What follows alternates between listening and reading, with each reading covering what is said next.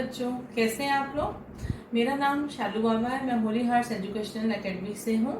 आज मैं आपको बसंत से पार्ट 5 मिठाई वाला पढ़ाने वाली हूँ।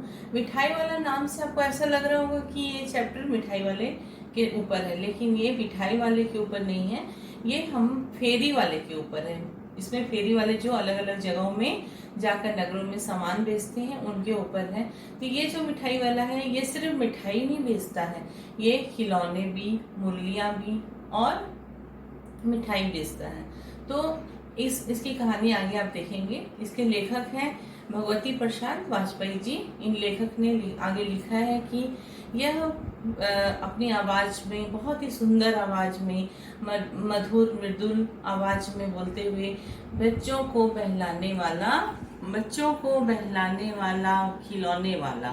तो ये वर्ड एकदम ऐसा लगता है कि एकदम मन को मोह लिया। हर बच्चे भी क्या करते हैं, दौड़े दौड़े जब उनकी आवाज सुनते हैं दौड़े दौड़े उसके पास पहुंच जाते हैं। और जो किसी का पजामा नीचे ढिलक रहा है, किसी की टोपी नीचे गिर रही है, किसी के जूते नीचे निकल जा रहे हैं, लेकिन वो बच्चे दौड़ दौड़ के क्या करते हैं, अपना जाते हैं खिलौने वाले के पास। तो वो भी बच्चों को 2-2 पैसे में सारे खिलौने देकर जाता है। तो ऐसे ही होता है। राय विजय बहादुर के 2 बच्चे, चुन्नू और मुन्नू 2 रहते हैं।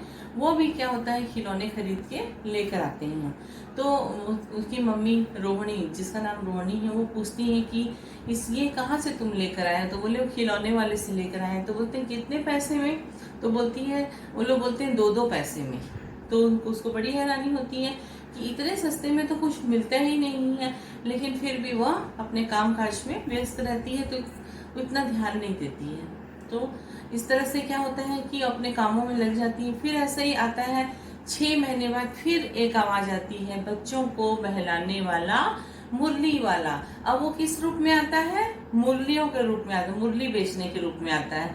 अब वो क्या करता है कि अलग अलग चीजें बेचने आता है, जिससे बच्चे भी क्या हो गए, खुश रहे कि एक चीज ना लाकर अलग अलग चीजें लेकर आता है। जब सब लोग मुरली की आवाज सुनते हैं तो सब गांव नगर में बातें करने लगते हैं कि हमारे नगर में एक ही उस्ताद है जो मुरली भी बजाता है और मुरली बजाता है और साथ में मुरलियां भी बेचता है।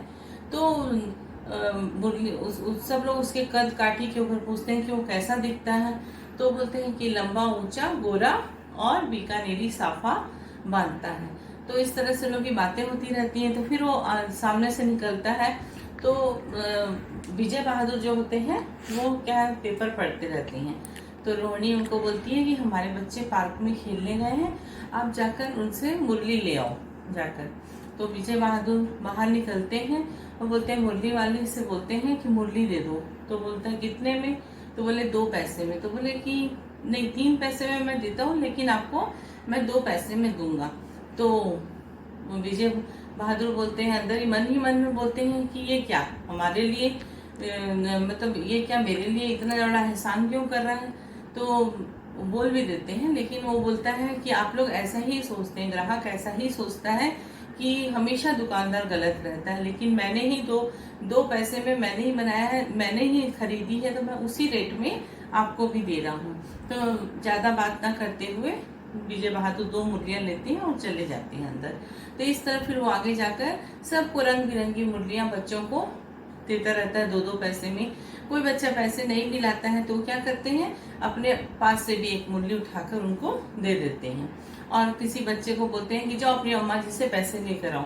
तो कैसे लेकर आना है अम्मा जी से पैसे? हाथ जोड़ के लेकर आओ कि मुझे पैसे चाहिए। तो बच्चे जाते हैं, दौड़ के अपनी अम्मा जी से पैसे लेकर आते हैं और आकर उसको देते हैं और मुरलियां ले जाते हैं। तो इसी तरह मुरली वाला सारी मुरलियां बेच के चले जाता है। फिर 8 महीने बाद, बहुत गैप में आते थे वो, 8 महीने बाद अब वो बच्चों को बहलाने वाला मिठाई वाला, अब वो क्या लेकर आते हैं, मिठाई। अब वो मिठाइयाँ लेकर आते हैं। तो ऐसी टोकरी में अपने घूमते हुए तो रोहिणी को आवाज आती है। तो रोहिणी दौड़ी दौड़ी जाती है, पहचान जाती है कि ये आवाज तो उसी भाई की है जो पहले आते हैं। तो रोहिणी अपनी दादी को बोलती है, दादी जाकर आप ना मिठाई वाले को बुलाओ, हम चुन्नू मुन्नू के लिए मिठाई लेंगे। तो दादी भी जाकर बाहर जाती है, मिठाई वाले को बुलाती है। तो पूछती, रोहिणी अंदर से पूछती है कि आप पहले भी यहाँ आते हो? तो बोला हाँ, मैं पहले भी यहाँ पर बहुत सारे पहले खिलौने बेचा, मुरलियाँ बेचा, तो अब मैं मिठाई लेकर आया हूँ। तो बोले कि मतलब इतने कम पैसे में, रोहिणी के अंदर बहुत जिज्ञासा रहती है कि इतने कम पैसे में कैसे आप दो दो पैसे में कैसे गुजारा करते हो, मतलब कैसे आप बांटते हो, कैसे आपके पास क्या बचता होगा। तो वो किसी को बताना नहीं चाहता था ये मुरली वाला, लेकिन अपनी बात वो रखता है।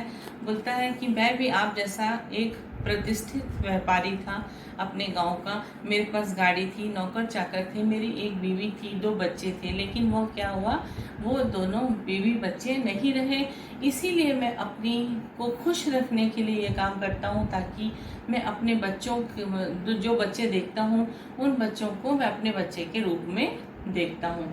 इसलिए मैं ये काम करता हूँ कि आकर बच्चों को देता हूँ, मैं उनसे बहुत खुश रहता हूँ उनके बीच में। नहीं तो मैं घर में रहता तो मेरे पास घर में तो सब कुछ है, पैसा भी है, सब कुछ है, लेकिन ये मेरे बच्चे नहीं हैं। तो वहीं से चुन्नू मुन्नू आते हैं तो मिठाई मांगते हैं, तो वो भी मिठाई दोनों को एक एक पुड़िया देता है और बोलता है, जब रोहिणी पैसे देने लगती है तो बोलती आज मैं पैसे नहीं लूँगा, मैं बस अब जा रहा हूँ।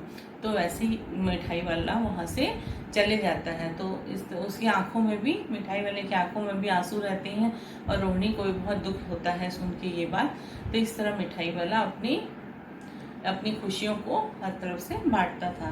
तो मिठाई वाले की मूल संवेदना क्या थी कि दूसरों को वह अपने को खुश रखना और दूसरों को खुश रख सके। इस तरह ये मिठाई वाले की कहानी है बच्चों।